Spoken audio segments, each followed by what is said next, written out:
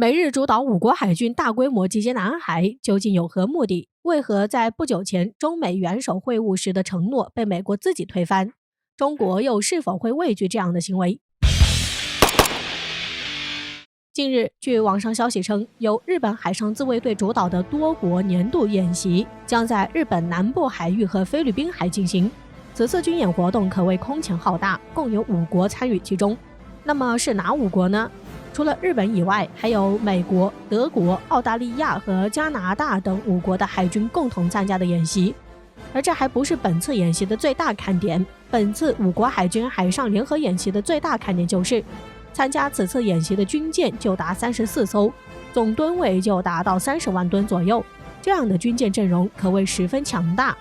也是重要的海上战略打击力量，拥有十分强劲的实力。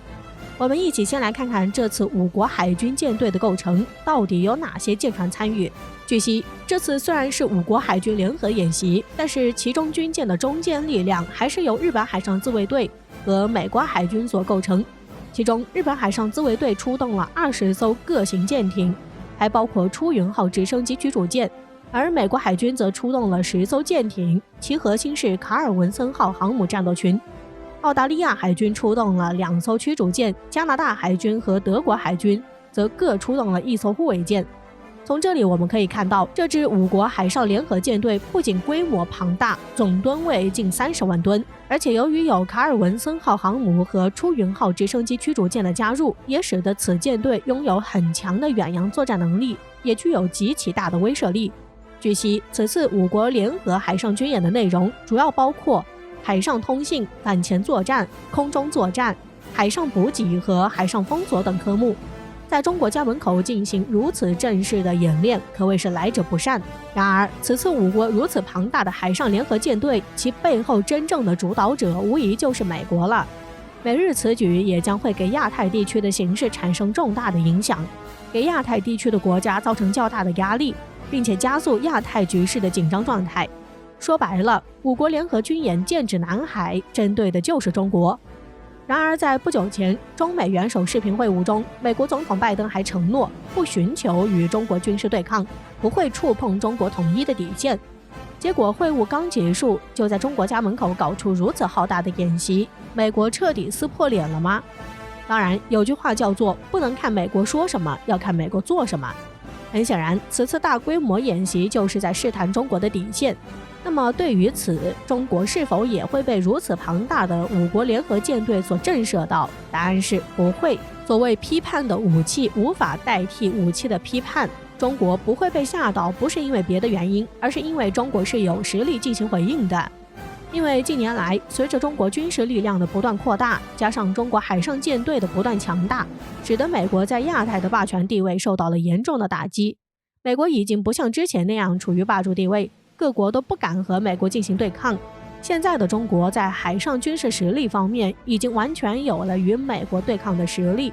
而且中国已经突破了美国设置的第1岛链的封锁，而且也已经完全具备了冲破第2道岛链封锁的实力，并将对美国产生巨大的冲击。加上中国海上舰队的日益强大和反舰弹道武器的壮大，这也将对美国产生一定的威慑作用。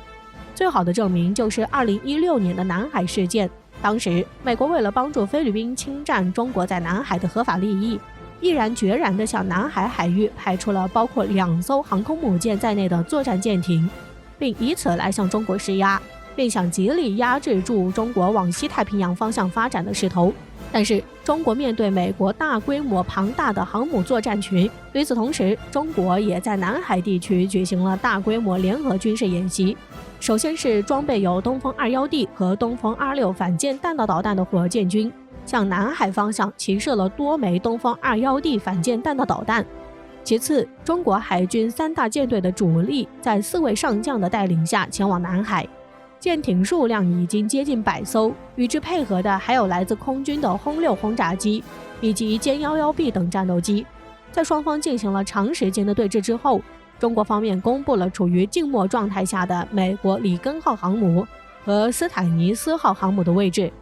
美国面对着中国的强硬的回击，最终决定妥协，使美国海军的舰队主动退出南海海域，退往菲律宾以东的西太平洋海域，所以中国和美国在南海的对峙最后以中国的胜利告终。而值得一提的是，在中国和美国在南海的对峙中，中国的反舰弹道导弹武器就发挥了重大的作用，予以美国重大的威慑，成为名副其实的航母杀手。而且据悉，中国已经在西北地区建立了专门对付美国航母的反舰弹道导弹武器测试基地，而这也完全是为了针对美国航母而研制的，对其形成强有力的制约。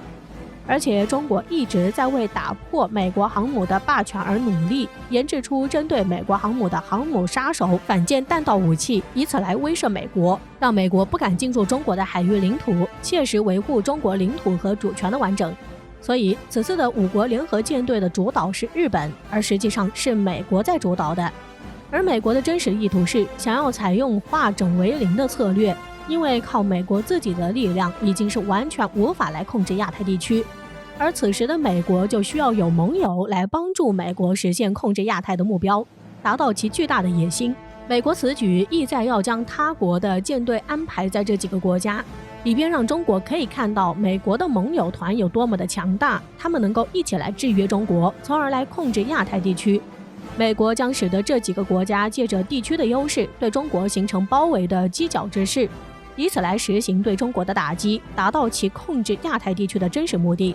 然而，中国不可能惧怕这5个国家联合起来，因为如今的中国，无论是在经济实力和军事实力上都得到了很好的发展，而且中国在南海的舰队的实力也是相当强劲。中国南海舰队无论从舰队数量上，还是从总吨位上来看，都远远超过了此次联合演习的5国海军联合舰队，能够发挥出巨大的战斗力。再加上中国厉害的反舰弹道导弹，中国的东风26远程弹道导弹，它的射程约为4000公里，